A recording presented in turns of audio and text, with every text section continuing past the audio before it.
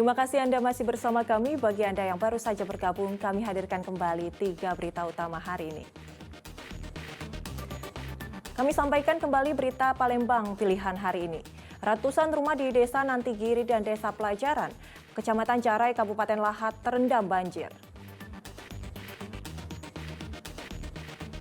Terlibat selisih paham, seorang ketua KPPS dibacok oleh seorang linmas di tengah penghitungan surat suara di Kota Palembang.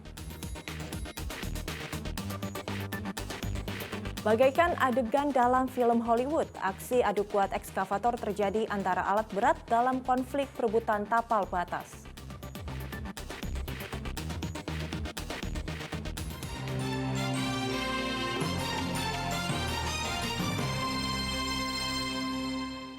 Hendak mengantar penumpang ke terminal bus, seorang pengendara ojek online bersama penumpangnya menjadi korban tabrak lari di Jalan Kolonel Haji Burlian, Kota Palembang. Keduanya tewas di tempat kejadian, sementara mobil yang menabrak melarikan diri. Meninggal di tempat tabrak lari ini caknya. Jenazah Boni Irawan, pengemudi ojek online dan penumpangnya Titin, harus menghembuskan nafas terakhir di aspal Jalan Kolonel Haji Burlian, Kota Palembang. Keduanya menjadi korban tabrak lari pada Sabtu pagi. Sebuah mobil jenis SUV yang turun dengan kecepatan tinggi dari atas jalan layang, arah kilometer 12 menuju ke Kota Palembang. Keduanya sempat terseret hingga sejauh 10 meter. Bukannya membantu, mobil tersebut langsung tancap gas meninggalkan lokasi kejadian.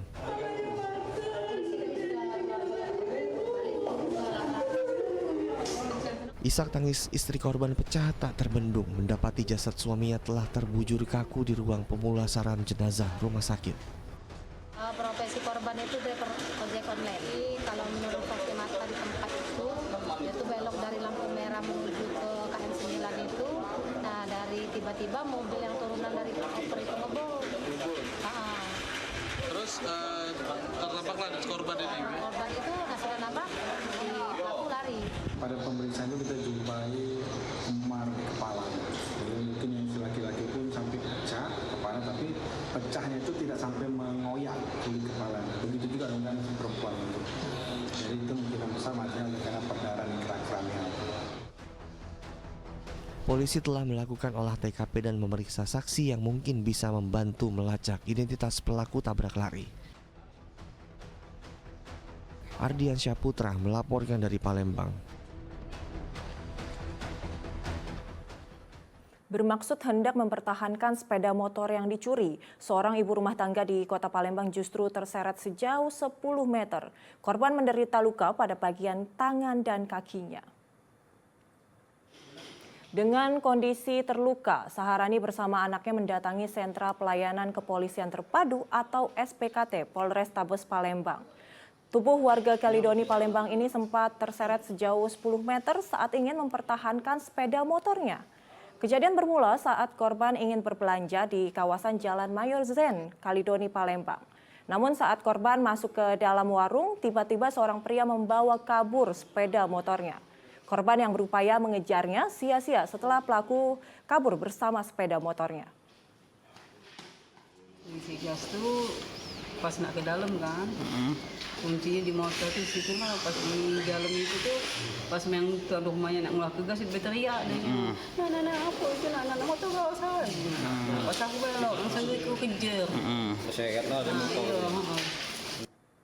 Bagaikan adegan dalam film action Hollywood, aksi adu ekskavator terjadi antara alat berat dalam konflik perebutan tapal batas. Aksi adu ekskavator terhenti usai salah satu ekskavator mengalami kerusakan dan mati mesin.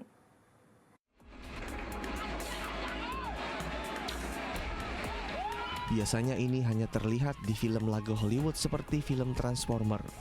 Tetapi kali ini terjadi dalam keadaan sebenarnya di lahan perkebunan kelapa sawit di Desa Sako Suban, Kecamatan Batang, Kabupaten Musi Banyu Asin. Baku hantam antar alat berat ini terjadi saat ekskavator milik perusahaan Gorbi Putra Utama hendak menimbun parit yang berada di lahan milik PT SKB. Namun saat hendak dihentikan, operator alat berat tersebut tetap melakukan penimbunan.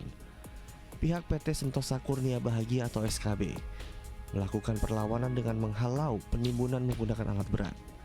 Tetapi eskavator yang digunakan untuk menghalau berukuran kecil. Setelah beradu kekuatan eskavator, mesin yang lebih kecil mengalami mati mesin. Tidak hanya sampai di situ, keadaan tambah memanas, nyaris adu jotos antar karyawan perusahaan. Tapi tidak hanya perdebatan mulut saja, langsung berdebat adu alat berat. Nah, kita kan kalau posisi, pertama alat kita kecil. Nah, dia ini dayanya lebih besar dia, 330 sama 350. Nah, kita kecil, yang kita 320. Jadi yang kita laporkan ini operator alat beratnya apa perusahaannya, Kak? Ya, termasuk ya otomatis kan operator kan diperintahkan ada atasan dia. Nah, mungkin manajer dalam hal ini yang merintahkan dia. Ya kan? Ya mungkin ada inisiatif sendiri. Pasalnya pasal berapa, Kak? 170. 170. Pengurusan terhadap barang, ya? Iya. Kedua pihak sempat menempuh jalur tengah, namun hingga kini tidak terjadi. Kedua perusahaan berkonflik tapal batas perusahaan yang berada di dua kabupaten, yaitu Musi Banyuasin dan Musi Rawas. Beberapa kali mediasi yang dilakukan gagal, temui jalan buntu. Ardiansyah Putra melaporkan dari Palembang. Pencuri bersenjata api membobol rumah yang tengah kosong. Pelaku diduga masuk ke dalam rumah dengan cara merusak atap rumah korbannya. Gerak-gerik pelaku terekam kamera pengawas CCTV.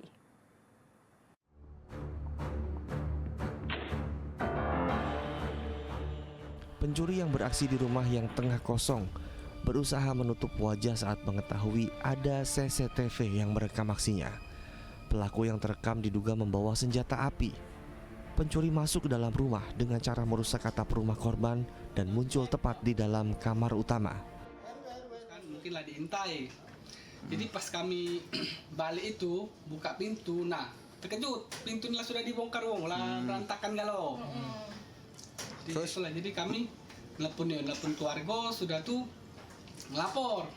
Itu Korban mengaku kehilangan uang jutaan rupiah. Kamis pekan lalu korban telah melaporkan kasus pencurian ini ke SPKT Polrestabes. Dedi Irwansyah melaporkan dari Kota Palembang. Akibat pemilik rental mobil yang curiga dengan perubahan rute penyewa mobil dari kesepakatan awal, tim intelijen Kodam 2 Sriwijaya menemukan 26 kg ganja di dalam mobil. Pelaku melarikan diri dan meninggalkan mobil. Pengungkapan kasus pengiriman ganja berawal dari laporan pemilik rental mobil yang disewa oleh pelaku FZ dan FD. Mereka menyewa mobil dengan rute Jambi menuju Jakarta. Namun saat dipantau keberadaan mobil yang disewa malah mengarah ke arah Padang Sidempuan, pemilik mobil lantas mematikan mesin mobil menggunakan GPS jarak jauh. Petugas Detasemen Intelijen Kodam 2 Sriwijaya yang melakukan pengecekan menemukan narkoba jenis ganja yang telah terbungkus oleh plastik hitam di dalam kendaraan tersebut. Sementara pelaku telah melarikan diri. Bahwa pada saat mau ditangkap, mereka lari. Dan ini kita sedang melaksanakan pengusutan beberapa hari yang lalu.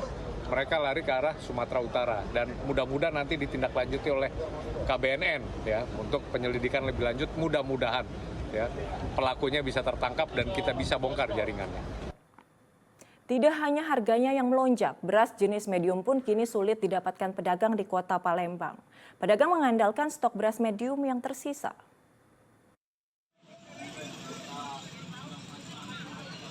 Harga beras di pasar 10 Ulu Palembang tidak hanya mengalami kenaikan, namun juga kini sulit didapatkan. Pasalnya sudah hampir 2 pekan, pedagang kesulitan mendapatkan pasokan beras jenis medium. Mereka pun mengandalkan stok beras medium yang tersisa dengan harga Rp14.000 per kilogram. Sedangkan untuk beras jenis premium kini dijual Rp15.000 per kilogram atau naik Rp1.000 dari semula di harga Rp14.000 per kilogram. Di medium kemarin sempat kosong. Kosong ya? Ya. Berapa lama Kak? Kurang lebih 2 minggu kosong. Penyebabnya apa Kak? Penyebabnya katanya sih kelangkaan barang. Biasanya saya beli karungan, sekarang kiloan. Oh iya, oleh karena mahal. Ya, kalau bisa diturunkan lagi. Ibu biasa beli beras apa, Bu? Beras kopi-kopi, gajah. Pedagang maupun pembeli berharap pemerintah dapat mengambil langkah-langkah agar harga beras dapat terkendali. Dedi Irwansyah melaporkan dari Kota Palembang.